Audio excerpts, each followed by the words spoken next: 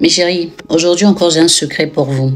Si tu as déjà été victime d'une relation à très courte durée, assis-toi, tu vas savoir qu'est-ce qui n'a pas marché.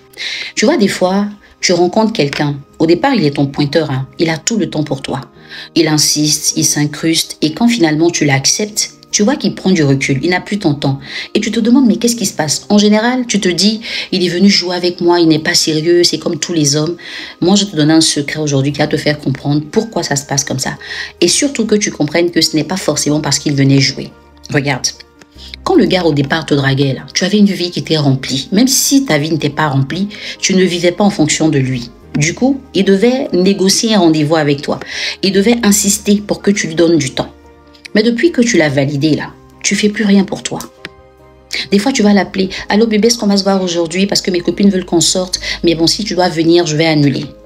Tu penses que tu es en train de lui montrer que tu l'aimes tellement, qu'il passe avant tes copines. Du genre, tu es la bonne femme, celle qui met son chéri avant tout. Non.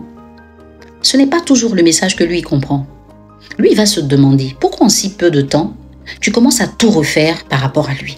En général, la distance qu'il va installer entre vous, là, ça va commencer par quoi? Tu l'appelles matin, il va te répondre le soir. Quand tu vas te plaindre, il dit « Ah, désolé, je suis en train de travailler ».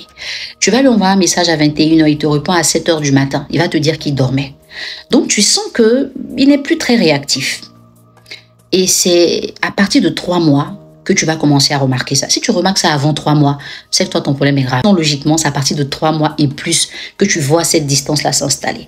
Donc, il va se demander, une relation qui vient de commencer, on est en train d'apprendre à se connaître, c'est quelle histoire de « je vais tout mettre de côté, mes copines veulent me voir, je veux pas et tout ». Alors que lui, sa vie n'a pas changé. Hein. C'est vrai que tu es là, tu lui apportes un plus, mais il continue de voir ses amis, il continue de travailler, il continue de kiffer sa life. Donc, il comprend pas. Donc, tu es en train de lui faire peur. Il se dit, mais si une femme qui avait sa vie bien, au point où je forçais pour avoir la place, du coup, elle est toute disponible pour moi, est-ce qu'elle n'est pas en train d'attendre quelque chose que moi, je ne suis pas capable de faire? Est-ce qu'elle n'est pas en train d'espérer quelque chose qui est trop fort que moi, je ne serais pas capable de lui donner? Donc, il va commencer à t'habituer à son absence. Il va mettre de la distance, les appels, les messages, il sera vraiment assez évasif sur ça. Et toi, tu vas commencer à te plaindre. Et plus tu vas te plaindre de lui, tu vas lui confirmer qu'effectivement, tu as arrêté de vivre pour lui. Et plus tu vas le faire, plus tu vas l'éloigner de toi. Regarde, on suppose que tu as 10 heures de temps chaque jour, au lieu de 24 heures, pour que ce soit facile à comprendre. Et tes 10 heures de temps, tu as 5 heures à faire à l'école ou au travail. Tu as 5 autres heures de temps à passer avec ton petit ami, tes amis, ta famille, et puis à l'église ou à la mosquée, n'est-ce pas? Si tu n'as que ta relation, 5 heures de temps, quand toi tu les as, après avoir travaillé, tu veux passer ça avec ton chéri. Parce que tu ne fais que ça. Alors que lui, il a 5 heures de temps pour faire 4 choses. Est-ce que tu penses qu'il peut passer 5 heures de temps avec toi? Non. Quand il va venir te voir et qu'une heure après, il va te dire « je m'en vais », tu vas commencer à bouder parce qu'il n'a pas duré. Mais le temps qui lui reste là, ça ne peut pas lui permettre de tout faire s'il veut rester plus avec toi. Parce que lui, il est occupé à meubler sa vie. Et toi, tu as arrêté de meubler ta vie. Donc, même s'il fait 1 heure, 2 heures, même 3 heures avec toi, tu vas dire, et les 2 autres heures qui restent là, tu vas faire quoi avec ça? Reste avec moi. Donc, toi, tu commences à saturer alors que lui, il te manque. À un moment, au lieu d'1 heure de temps, il va passer 45 minutes avec toi. Parce qu'il sait que quand il veut partir, le temps de te plaindre, le temps il va te convaincre, tout ça, il est mieux de commencer à partir de 45 minutes. Mais comme il est déjà venu hier, il n'a pas duré, il est parti. Aujourd'hui, quand il vient, tu ne passeras pas 45 minutes de paix avec lui. Tu vas commencer à lui reprocher. Hier, tu es venu, tu n'as pas duré. Hein, tu vas voir tes amis. Moi, tu me laisses seule. Donc, les 45 minutes sont en train de passer. Quand tu vas voir dedans, il vous reste 10 minutes. Les 10 minutes là, c'est pour les bisous, les câlins, et puis il s'en va. Tu vois que tu n'as pas profité de lui, non?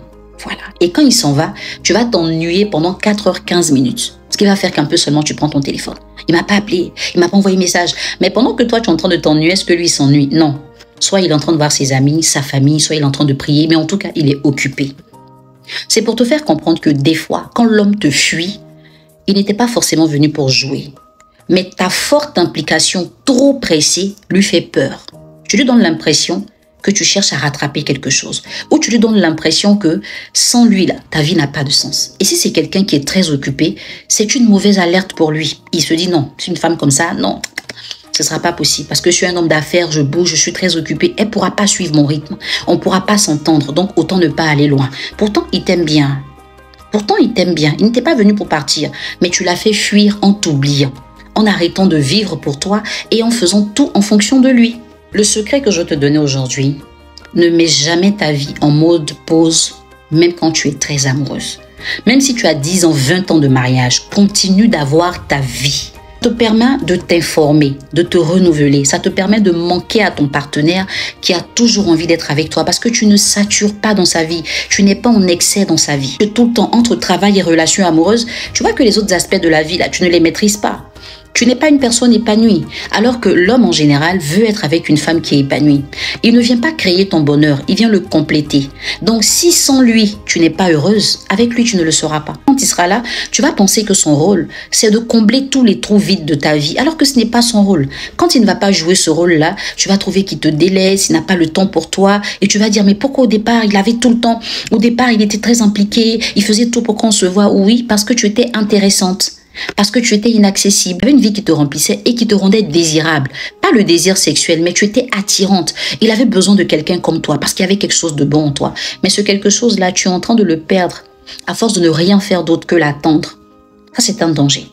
Ne t'oublie jamais, c'est le secret que je te donnais. Si tu n'as pas encore lu mon manuel, le planeur des femmes actives selon leurs 5 dimensions, je t'invite à le faire. Parce que dans ce planeur-là, je t'ai organisé ton temps sur 1 mois pour que tu ne t'ennuies pas, que tu n'ennuies personne et que bien au contraire, tu t'épanouisses.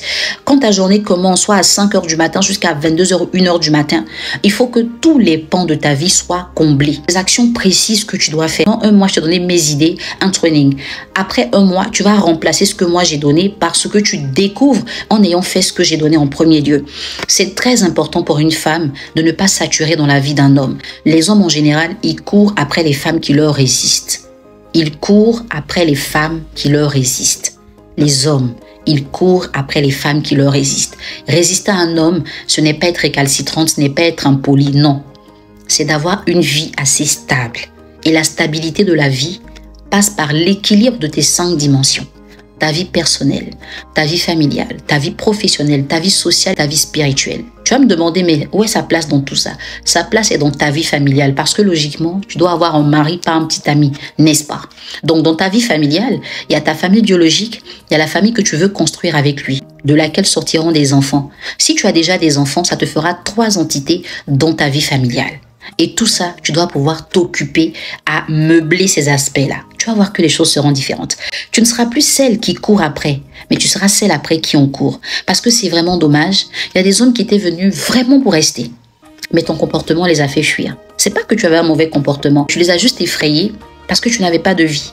Ils ont bien eu peur parce qu'ils ne sont pas des créateurs de vie. C'est Dieu qui crée la vie, n'est-ce pas? Eux, ils viennent compléter la vie que Dieu te donne. Dieu te donne ta vie avant lui. Tu en fais quoi? C'est ça.